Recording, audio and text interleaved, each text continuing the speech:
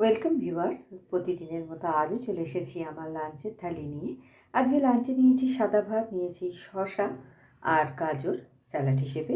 প্রথম পাতে খাওয়ার জন্য নিয়েছি নিম লাউ শুক্তো, যেটা আমি বড়ি দিয়ে রান্না করেছি। প্রথমে বড়িগুলো ছোটো টুকরো করে কেটে তেলে ভেজে তুলে নিয়েছি। ওই তেলের মধ্যেই রাঁধুনি ফোড়ন দিয়ে নিম পাতাটা ভেজে কুচিয়ে রাখা লাউ দিয়ে নাড়াচাড়া করে নুন, হলুদ, মিষ্টি আর ওইটা আদা বাটা দিয়ে আমি এটা তৈরি করেছি। তারপরে নিয়েছি ধনে পাতা বেগুন। এটার রেসিপি আপনারা আমার শর্ট ভিডিওয় পেয়ে যাবেন।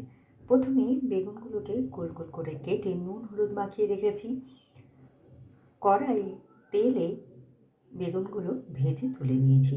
ওই তেলের মধ্যে পেঁয়াজ বাটা, আদা রসুন বাটা কষিয়ে বেসিক মশলাগুলো কষিয়ে ওর মধ্যে ধনে পাতা, কাঁচা লঙ্কা ও পুদিনা পাতা বাটা দিয়ে আর একটু কষিয়ে কাজু বাটা দিয়ে আমি এটা তৈরি করেছি।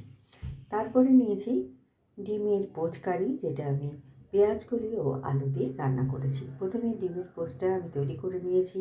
কড়াইয়ে সর্ষের তেলের মধ্যে গোটা গরম মশলা ফোড়ন দিয়ে পেঁয়াজ বাটা, আদা রসুন বাটা কষিয়ে ওর মধ্যে লম্বা টুকরো করে কাটা পেঁয়াজগুলি আলু ভাজা ভাজা করে আদা, জিরে, ধনে, লঙ্কা বাটা দিয়ে আমি এটা তৈরি করেছি। আর নামানোর সময় দিয়েছি একটু গরম মশলার গুঁড়ো। আর শেষ পাতে খাওয়ার জন্য নিয়েছি টক দই।